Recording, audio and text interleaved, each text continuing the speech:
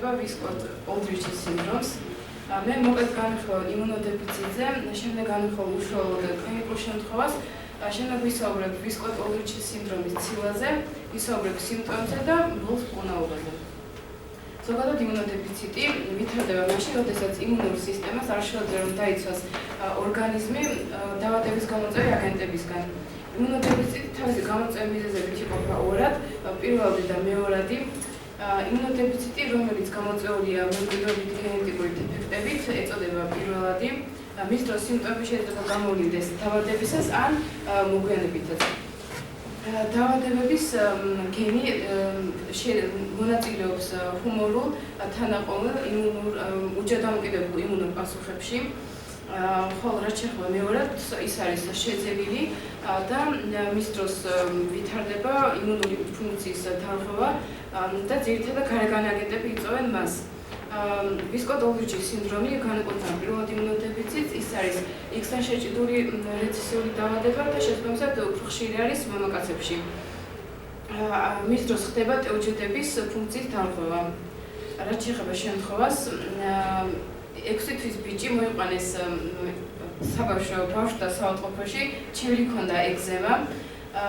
უმკურნალეს მალამუთი, რომელიც შეიცავდა 1%-იანი კორტიზონის შემცველი მალამუთი, შემდეგ განიკურნა, 9 თვის ასაკში მას განუვითარდა ხშირი ჰქონდა ვირუსული ინფექციები, ზედასასუნთქების, რომელიც ყოველთვის რთულდებოდა ოტიტით, ანუ შუაყურის ანთებით.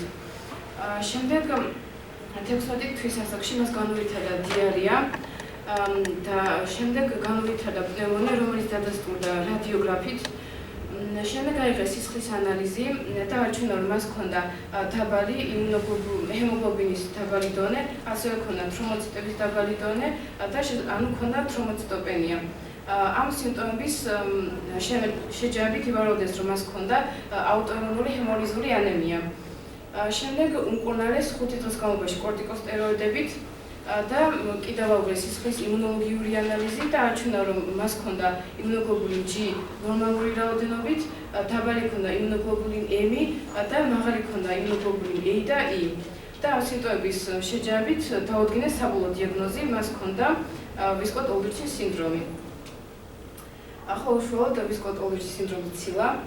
ვისკოტ ოლდრიჩის სინდრომს იწვევს ის ხდება გენის მუტაცია, რომელიც პასუხისმგებელია ვისკოტ ოლდრიჩის სინდრომის ცილაზე. ეს ცილა ექსპრესირდება მხოლოდ ლეიკოციტებსა და მეგაკარიოციტებში. მეგაკარიოციტები არის ის უჯრედები, საიდანაც შემოყალიბდება თრომბოციტები. განსაკუთრებით ბოლო წლებში გვხვდნენ ამ ცილის სტრუქტურასა და ფუნქციას. ის შედგებოდა 502 ამინომჟავისგან და რამდენიმე დომენისგან. პირველი დომენი არის FIG1, რომელიც უკავშირდება FIGP-ს. ეს FIGP ცილას აჩერებს არაქტიულ მდგომარეობაში, სანამ თვითონ არ გამოთავისუფლება და კიდევ პასუხისმგებელია ცილის კომპლექსის წარმოქმნაზე. შემდეგი დომენი არის შემდეგი დომენი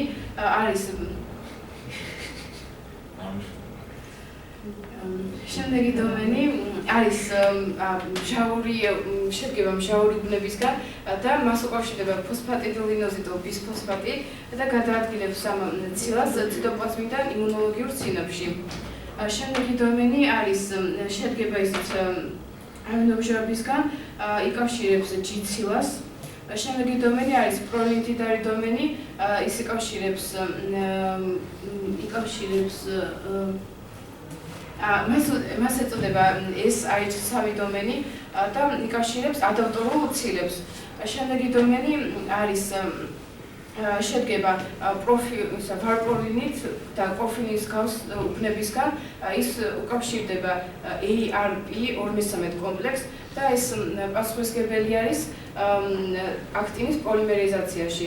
ესე იგი, დასაჭიროს აქტინის პოლიმერიზაცია. აქტინი არის დინამიკური სტრუქტურა, შედგება ფილამენტებისგან. აქტინს შეუძლია შეიცვალოს თავისი სტრუქტურა ამ ფილამენტების დეპოლიმერიზაციის და დეპოლიმერიზაციის შედეგად. თუ ტეუჯედებს არ შეუძლიათ რომ შეცვალონ აქტინის სტრუქტურა, მაშინ ეს იმოქმედებს ტეუჯედების ფუნქციაზე, შესაბამისად ფაილობა მთლიანი იმუნური სისტემა და ეს გამოიწვევს დაავადებების განვითარებას.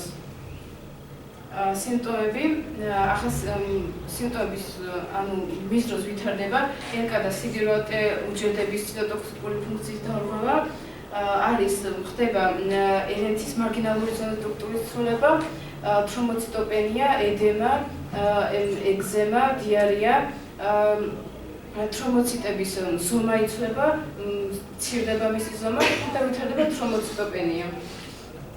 ახლა მკურნალობა. მკურნალობა შეიძლება ძვლის ტვინის ტრანსპლანტაციით, შეიძლება პასიური ანტისხეულების შეყვანით, იმუნოგლობულინებით და ანტიბიოტიკებით. კიდევ შეიძლება გენური თერაპიით, კორტიკოსტეროიდებით და მეთოპრედნიზონით. კიდევ ადრე გამოიყენებენ ელენთის ქირურგიულ გადაებას, თუმცა ეს მეთოდი ახლა აღარ გამოიყენება, იმიტომ რომ დადასტურდა, რომ ამ მეთოდით იზრდება სეფსისით დაავადების რისკის გაზრდის ალბათობა. მადლობა ყველასთვის.